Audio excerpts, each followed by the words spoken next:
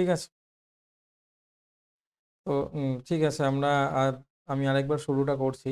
তো আমরা আ আজকে আলোচনা করব আরোহ অনুমান নিয়ে। আমাদের লজিকের যে কটা চ্যাপ্টার ছিল, সেই চ্যাপ্টারগুলো প্রায় আমাদের সবই কমপ্লিট হয়ে গেছে। এরপরে যা আছে সেগুলো নিয়ে আমরা আলোচনা করব হচ্ছে ভারতীয় দর্শন। এছাড়া আরোহ অনুমান রয়েছে। আরোহ অনুমানের মূলত ৩ টে চ্যাপ্টার রয়েছে।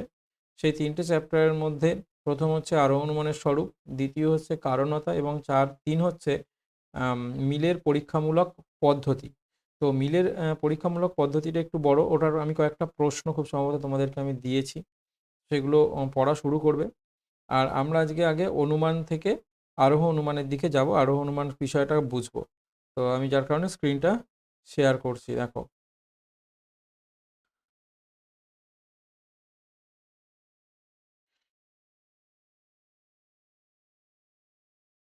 তো প্রথমে আমাদেরকে জানতে হবে অনুমান কাকে বলে। আরোহ অনুমানে যাওয়ার আগে আমরা অনুমান বিষয়টাকে জেনে নিই একটুখানি। অনুমান কাকে বলে? না, ব্যাপ্তি জ্ঞানের উপর ভিত্তি করে জ্ঞাত বা জানা সত্য থেকে অজ্ঞাত বা অজানা সত্যে উপনীত হওয়ার পথকে অনুমান বলে। ঠিক আছে? মানে জানা সত্য থেকে আমরা যখন অজানা সত্য সম্পর্কে জানতে পারি, জানার চেষ্টা করি বা যে পদ্ধতিতে জানি, সেই পদ্ধতিটাই হচ্ছে অনুমান। অনুমান ২ প্রকার, অবরোহ আর আরোহ। আমরা আগে যা পড়ে এসেছি বলতে গেলে সবই হচ্ছে অবরোহ অনুমানের অংশ। নিরপেক্ষ ন্যায়, আবর্তন, বিবর্তন, হ্যাঁ? তারপরে বিরোধিতা, এই সমস্ত যা কিছু পড়েছিলাম সবই ছিল অবরোহ অনুমানের অন্তর্গত। এখন আমাদেরকে পড়তে হবে আরোহ অনুমান। ঠিক আছে? অবরোহ অনুমান কারো মনে আছে কি, আমাকে একটু বলবে? অবরোহ অনুমান কারো মনে আছে কিনা যদি আমাকে একটু বলো। না স্যার, আপনি বলুন না। অবরোহ অনুমান কি ছিল? যেখানে একটি অথবা দুটি আশ্রয় বাক্য থেকে সিদ্ধান্তটি অনিবার্যভাবে অনিবার্যভাবে নিশ্চিত হয় তাকেই অবরোহ অনুমান বলে। যে অনুমানে একটি অথবা দুটি আশ্রয় বাক্য থেকে সিদ্ধান্তটি অনিবার্যভাবে নিশ্চিত হয়, অর্থাৎ সিদ্ধান্তের ব্যাপকতা কখনোই আশ্রয় বাক্যের ব্যাপকতাকে ছাপিয়ে যায় না, তখন সেটা হয় অবরোহ অনুমান। আর আরোহ অনুমানটা কি, ঠিক একটু উল্টো। আমি আগে আরোহ অনুমানের সংজ্ঞাটা লিখছি, ঠিক আছে? তোমরা লিখে নেবে একটু। যে অনুমানে যে অনুমানে সর্বদাই দুই বা ততোধিক আশ্রয়বাক্য থেকে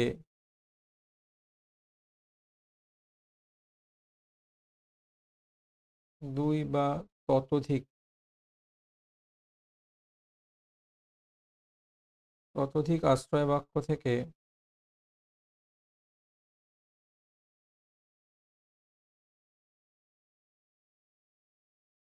প্রকৃতির একরূপতা নীতি, ততোধিক আশ্রয়বাক্য থেকে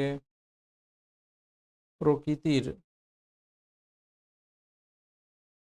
প্রকৃতির একরূপতা নীতি,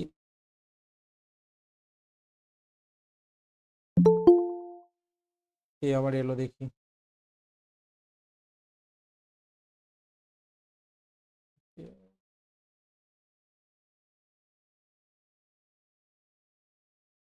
প্রকৃতির একরূপতা নীতি ও কার্যকারণ নীতির উপর ভিত্তি করে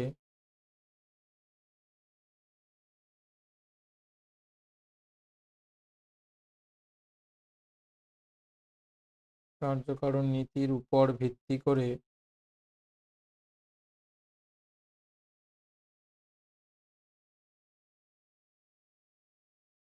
প্রকৃ উম, উম, প্রকৃতির একরূপতা নীতি ও কার্যকারণ নীতির উপর ভিত্তি করে পর্যবেক্ষণ ও পরীক্ষণের মাধ্যমে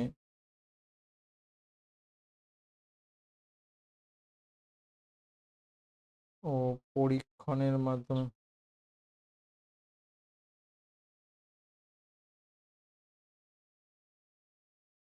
মাধ্যমে সিদ্ধান্ত রূপে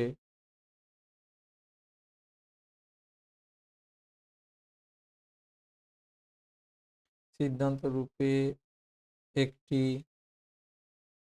সামান্য সংশ্লেষক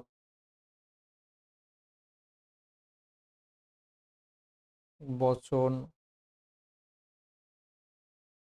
প্রতিষ্ঠা করা হয় তাকে আরোহ অনুমান বলে। দেখো, অবরোহ যুক্তিতে আমরা যখন করেছিলাম যে আবর্তন করেছিলাম, সেখানে একটাই আশ্রয় বাক্য ছিল, একটা আশ্রয় বাক্য থেকেই আমরা সিদ্ধান্তটা প্রতিষ্ঠা করেছিলাম। আবার যখন নিরপেক্ষ ন্যায় করেছিলাম তখন দুটি আশ্রয় বাক্য থেকে সিদ্ধান্ত প্রতিষ্ঠা করেছিলাম। কিন্তু আরোহ অনুমানে সর্বদাই দু বা তার বেশি থাকবে, সেখানে একটা আশ্রয় বাক্য থেকে কিন্তু সিদ্ধান্ত হবে না, দুই বা ততোধিক আশ্রয় বাক্য থেকে সিদ্ধান্তটা নিশ্চিত হবে। কিভাবে হবে? কার্যকারণ নীতি আর প্রকৃতির একরূপতা নীতির উপর ভিত্তি করে পর্যবেক্ষণ ও পরীক্ষণের মাধ্যমে। আমি একটা উদাহরণ দিলেই বুঝতে পারবে। এত ছাড়া ছাড়া একজন করে যদি জয়েন করে কিভাবে হয় বলো তো?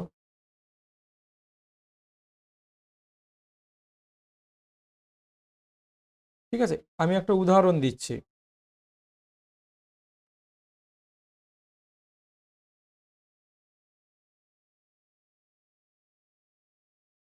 আমার দেখা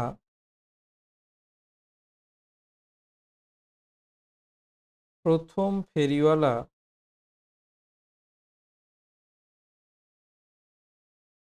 অসৎ। 2 নম্বরে তো আমার দেখা দ্বিতীয় ফেরিওয়ালা অসৎ, আমার দেখা তৃতীয় ফেরিওয়ালা অসৎ। এখান থেকে আমি সিদ্ধান্ত করছি সব ফেরিওয়ালাই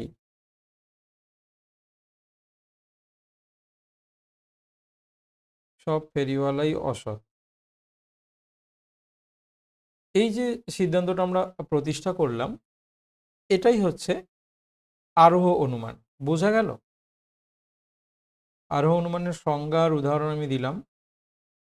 বুঝতে পেরেছো কি বলো? নাকি আরেকবার বলবো?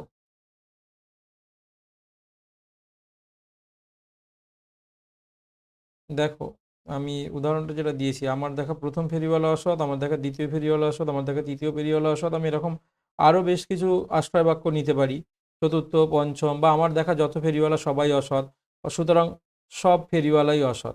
এই যে যখন কয়েকজন সম্পর্কে দেখলাম, আমার দেখা ফেরিওয়ালাটাই তো সব নয়, আমার দেখা সব ফেরিওয়ালাই কি পৃথিবীর সব ফেরিওয়ালা? আমি যদি 1, 2, 3, 4 যতই দেখি না কেন, সব কি?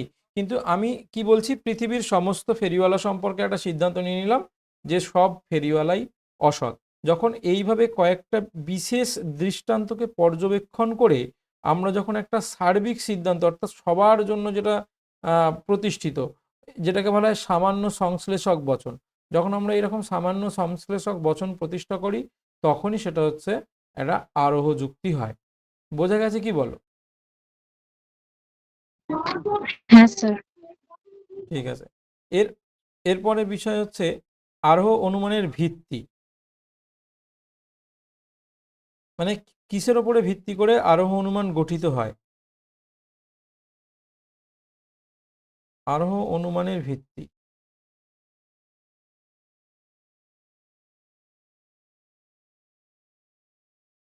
আরোহ অনুমানের ভিত্তি হচ্ছে দুই প্রকার। একটা হচ্ছে আকারগত ভিত্তি, আকারগত ভিত্তি,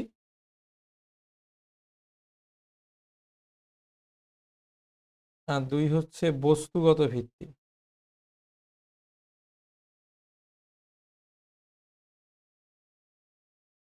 আকারগত ভিত্তি কি? আকারগত ভিত্তি হচ্ছে প্রকৃতির একরূপতা নীতি, প্রকৃতির একরূপতা নীতি, সংজ্ঞার মধ্যে এই শব্দটা আছে। আর দুই হচ্ছে কার্যকারণ নীতি।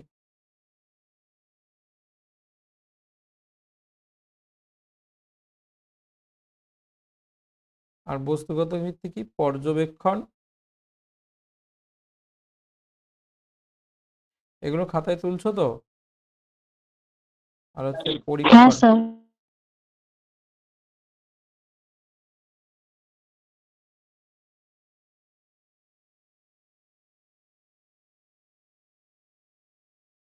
পর্যবেক্ষণ ও পরীক্ষণ।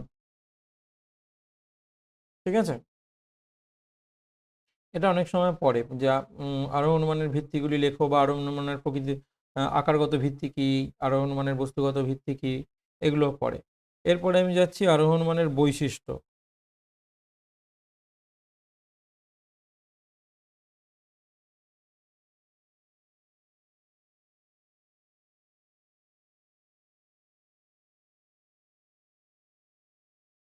আরোহ অনুমানের বৈশিষ্ট্য।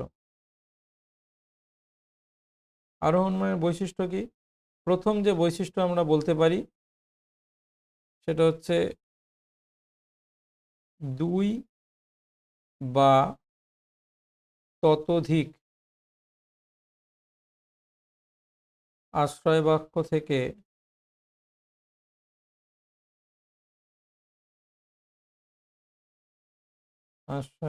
থেকে সিদ্ধান্ত নিঃসৃত হয়।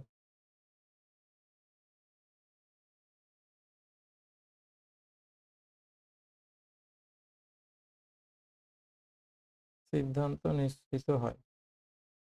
দুই কি?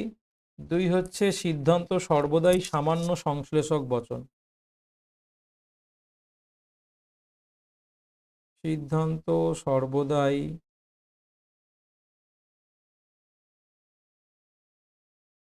সামান্য সংশ্লেষক বচন।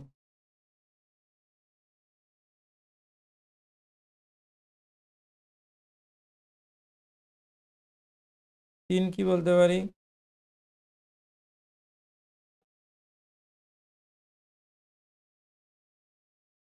আরোহ অনুমানে আর অবরোহ অনুমানের একটা অন্যতম প্রধান পার্থক্য আমি এই জায়গাটা নিয়ে গিয়ে দেখাই। দেখো, আমি একটা অবরোহ অনুমানের উদাহরণ বলছি। ঠিক আছে, এখানটা আমি ছোট করে লিখছি। সকল মানুষ হয় মরণশীল।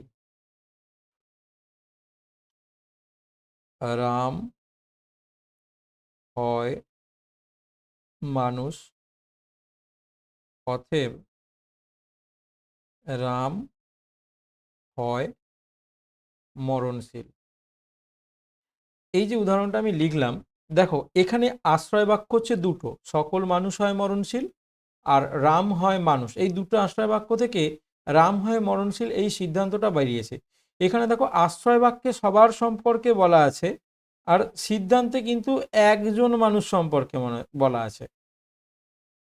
ঠিক আছে, কিন্তু আমাদের এইখানের যে আরোহ অনুমানের উদাহরণটা দেখো, আরোহ অনুমানের উদাহরণে মাত্র তিনটে আশ্রয় বাক্যে তিনজন ফেরিওয়ালার কথা বলা হয়েছে, আর সিদ্ধান্তে সব ফেরিওয়ালার কথা বলা হয়েছে। অর্থাৎ আশ্রয় বাক্যে আরোহ অনুমানে যতজনের কথা বলা হচ্ছে, সিদ্ধান্তে তার থেকে অনেক বেশি জনের কথা বলা হচ্ছে। কিন্তু অবরোহ অনুমানে দেখো, অবরোহ অনুমানে সকলের সম্পর্কে সিদ্ধান্তে বলা হচ্ছে, আশ্রয় বাক্যে তার থেকে অনেক কম জনের সম্পর্কে বলা হচ্ছে। অর্থাৎ এখানে আশ্রয় বাক্যে বেশি জনের সম্পর্কে বলা হয়, সিদ্ধান্তে কম জনের সম্পর্কে বলা হয়।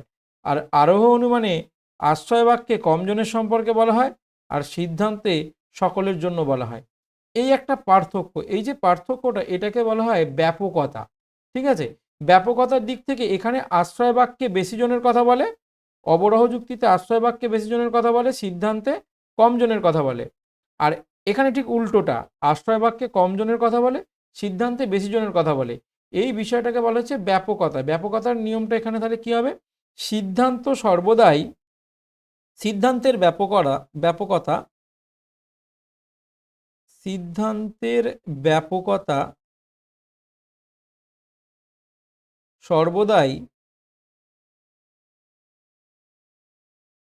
আশ্রয় বাক্যের ব্যাপকতাকে আশ্রয় বাক্যের ব্যাপকতাকে ছাপিয়ে যায়, এইটা বোঝা গেল কি?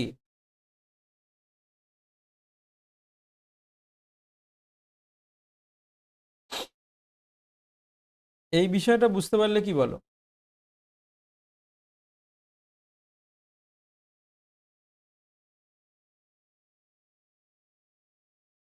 এইটা বুঝতে পারলে কি বলো?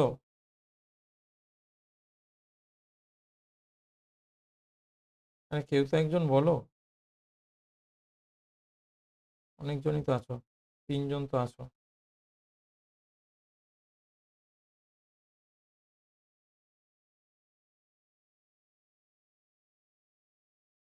কেউ শুনছো না নাকি?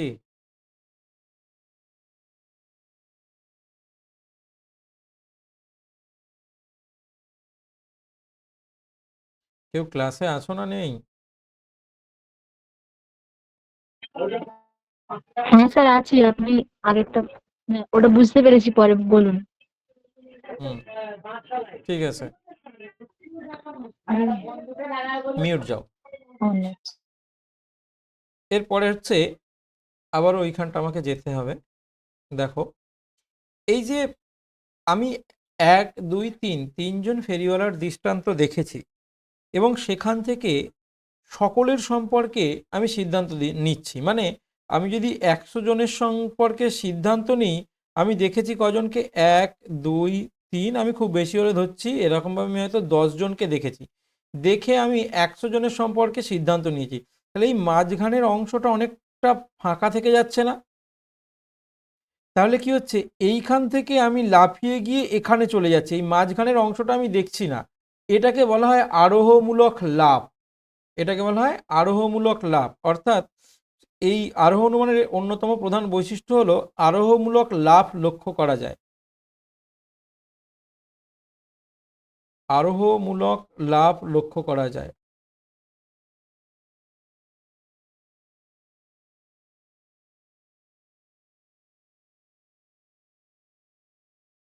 এরই একই একই বিষয় আর একটা, এটাকেই বলা হচ্ছে আরোহমূলক ঝুঁকি। এই যে 5 জন সম্পর্কে বা 10 জন সম্পর্কে দেখে আমি যখন সকলের সম্পর্কে সিদ্ধান্ত নিচ্ছি, তাহলে এই সিদ্ধান্তের মাঝখানে একটা ঝুঁকিও থাকে। কারণ আমার যদি একজন, আমার সিদ্ধান্তটা মিথ্যা হয়ে যাবে যদি একজন সৎ ফেরিওয়ালা থাকে। পৃথিবীতে যদি একজনও সৎ ফেরিওয়ালা থাকে, তাহলেই কিন্তু আমার সিদ্ধান্তটা সম্পূর্ণ মিথ্যা হয়ে যাবে। তাই এই যে ঝুঁকিটা নিয়ে আমরা সিদ্ধান্ত নিই, এটাকে বলা হয় আরোহমূলক ঝুঁকি। এই আরোহমূলক ঝুঁকিও এখানে দেখতে পাওয়া যায়। আরোহমূলক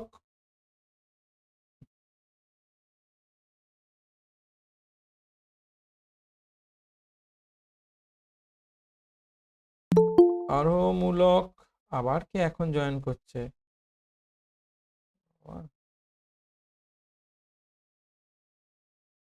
আরোহমূলক ঝুঁকি লক্ষ্য করা যায়।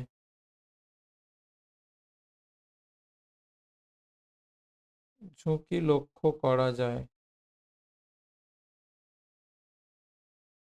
আর কি বলতে পারি? আরোহমূলক লাভ, আরোহমূলক ঝুঁকি, এটার আর একটা নাম ছিল।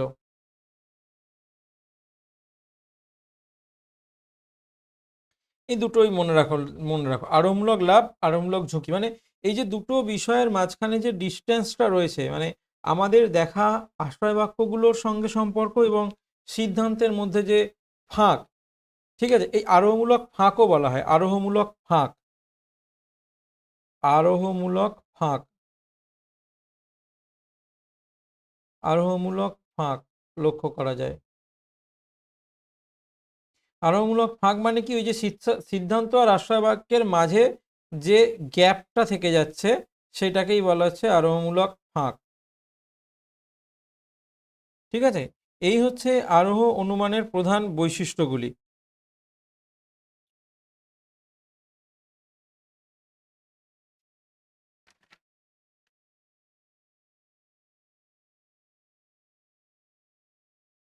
এখান পর্যন্ত কার বুঝতে অসুবিধা আছে বলো? আরোহ অনুমানের আরো বেশ কিছু বৈশিষ্ট্য আমরা তৈরি করতে পারি বা খুঁজতে পারি।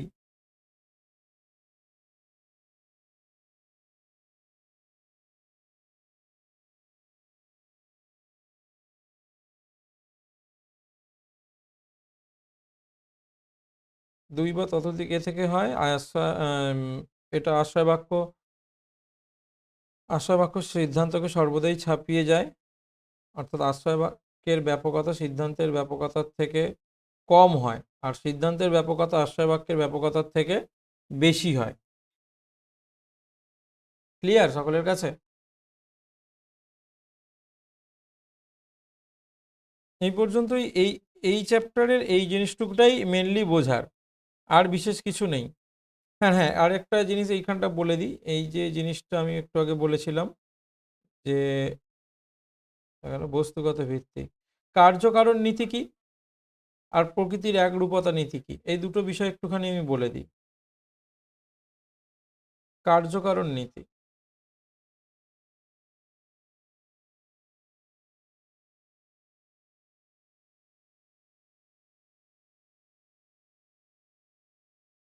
কার্যকারণ নীতি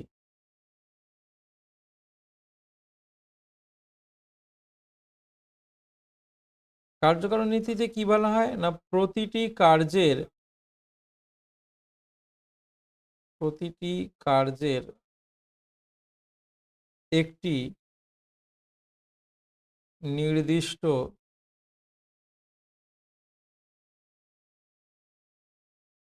কারণ থাকে, আর কি প্রতিটি কারণ সর্বদা একই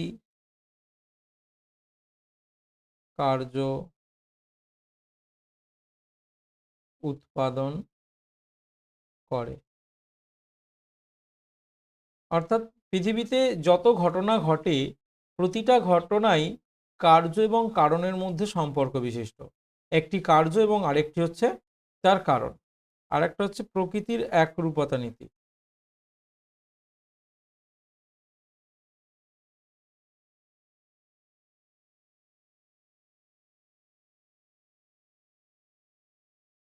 প্রকৃতির একরূপতা নীতি কি?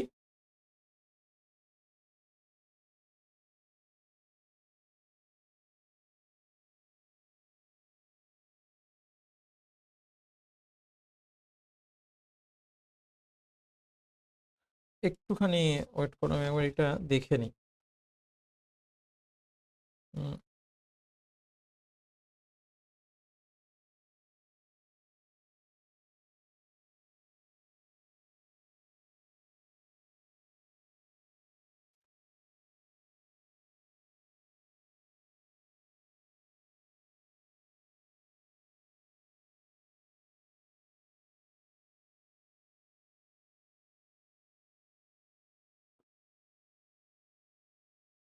এটা সহজ করে বলা হয়, প্রকৃতি সম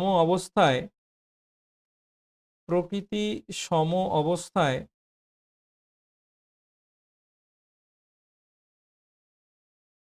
সব সময়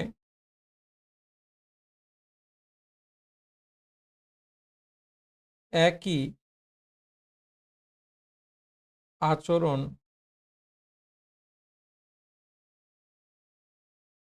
করে। প্রকৃতিতে যদি কোনো ঘটনার পুনরাবৃত্তি ঘটে, তার পরবর্তী সময়ে ঠিক একই রকম ঘটনার পুনরাবৃত্তি প্রতিবারেই ঘটতে থাকবে। মানে একটা সাধারণ হিসাবে যদি আমরা বলি, এটা প্রকৃতির দিক থেকে যদি একটা ঘটনাকে আমরা উদাহরণ হিসাবে নিই, ধরো বিষপান,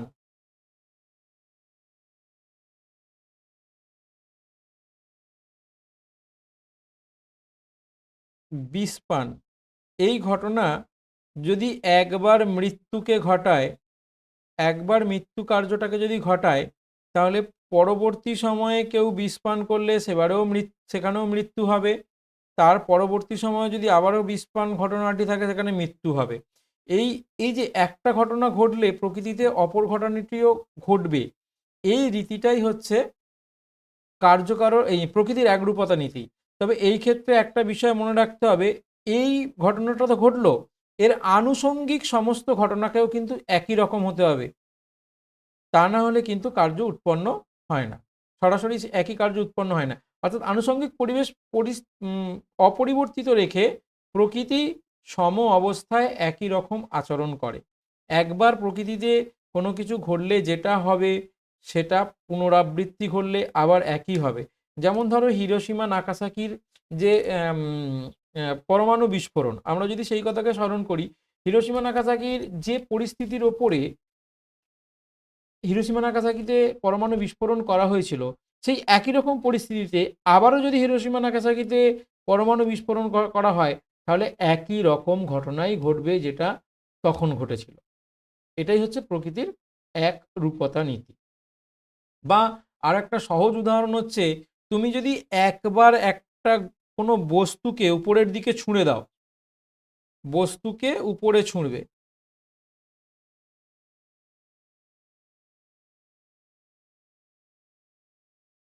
এটা করলে কি হবে? বস্তুটা মাটিতে ফিরে আসবে, তাই তো? বস্তুটি মাটিতে ফিরে আসবে।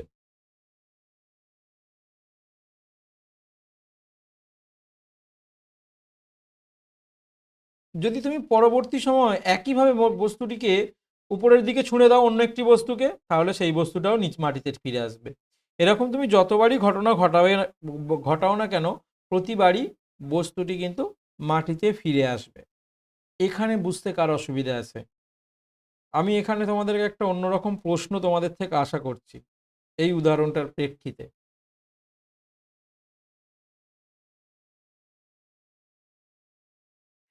তোমাদের কাছ থেকে একটা বিদঘুটে প্রশ্ন আশা করছি এই উদাহরণটার ভিত্তিতে।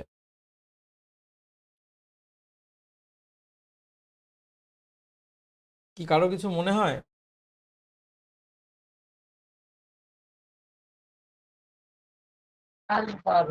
স্যার এটা আরেকবার বলুন না।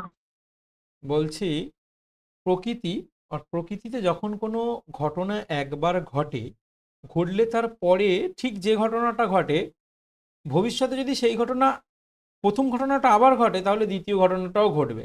মানে তুমি যদি একটা বস্তুকে একবার ওপর দিকে ছুঁড়ে দাও, সেটা যদি মাটিতে ফিরে আসে, তাহলে তুমি পরবর্তী সময়ে আবারও যদি বস্তুটিকে ওপরের দিকে ছুঁড়ে দাও, সে মাটিতেই ফিরে আসবে। এটাই হচ্ছে প্রকৃতির একরূপতা নীতি।